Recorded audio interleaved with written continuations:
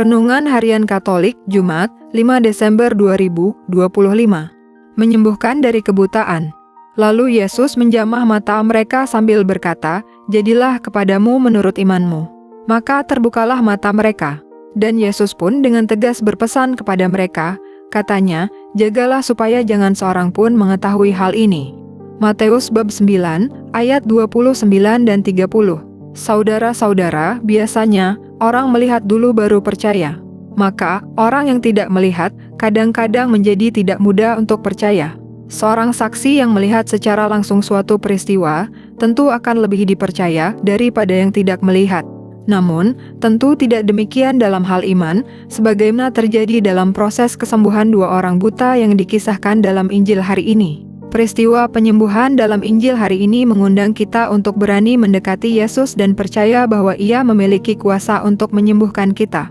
Dua orang buta melepaskan segala keraguan mereka dan bergantung pada belas kasih dan kuasa penyembuhan Yesus. Mereka yang memohon dan berseru, "Kasihanilah kami, hai anak Daud." Orang sakit yang ingin sembuh pertama-tama harus menyadari dan mengakui dengan rendah hati situasi sakitnya. Dan yang tidak kalah penting adalah menyadari kebutuhannya akan pertolongan rahmat Tuhan bagi kesembuhannya.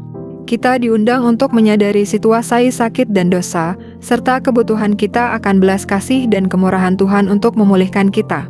Kedua orang buta tersebut justru percaya terlebih dahulu, baru kemudian dapat melihat. Justru karena percaya, maka mereka mendapat anugerah dapat melihat. Lebih jauh lagi, mereka mengalami sekaligus mengajari kita bahwa iman bukanlah buah dari keadaan baik atau sehat, tetapi sebaliknya kesehatan dan keadaan baik adalah buah dari iman. Mereka menjadi manusia baru dengan perspektif hidup baru. Mereka dapat melihat siapakah Yesus itu sesungguhnya. Yesus meminta mereka untuk tidak memberitahukan peristiwa itu kepada orang-orang lain. Ia tidak ingin mencari popularitas dan tidak menghendaki orang-orang mendapat pemahaman yang salah tentang tugas perutusannya. Tuhan telah berkali-kali menyentuh dan memulihkan hidup kita, bahkan ketika kita tidak menyadari atau menolak pengakuinya. Kita pantas bersyukur karena Tuhan dalam belas kasih-Nya tetap menganugerahkan pemulihan, baik penyembuhan fisik maupun penyembuhan rohani yang lebih dalam.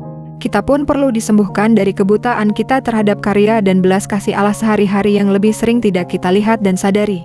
Kita semua yang percaya kepada Yesus dan menjadi pengikutnya mestinya juga menjadi pribadi-pribadi yang menghadirkan Allah dalam setiap langkah laku kita, dalam setiap perjumpaan kita dengan banyak orang, sehingga di mana pengikut Kristus berada, di situ ada sukacita, di situ ada terang, di situ ada sorak-sorai karena yang buta dapat melihat, yang tuli mendengarkan, yang bisu berbicara.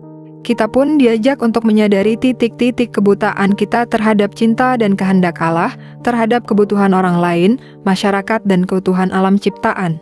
Dosa juga membutuhkan kita. Kita menyerahkan semuanya itu untuk dilepaskan oleh kuasa Tuhan.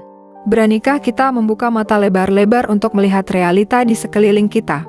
Lalu ambil bagian, meskipun hanya mampu secuil saja, untuk sungguh-sungguh hidup di dalam Tuhan. Dan mengajak orang lain turut mengalaminya juga. Apapun yang kita mohon harus berdasarkan pada iman, bukan sebaliknya kita beriman karena sudah memperoleh apa yang kita mohon. Tuhan, singkirkanlah kebutaan-kebutaan dalam diri kami, agar kami selalu melihat terang-Mu yang bercahaya dalam kehidupan kami sebagai seorang beriman. Demikian renungan hari ini, selamat beraktivitas. Semoga semuanya lancar, sukses, serta selamat. Tuhan memberkati.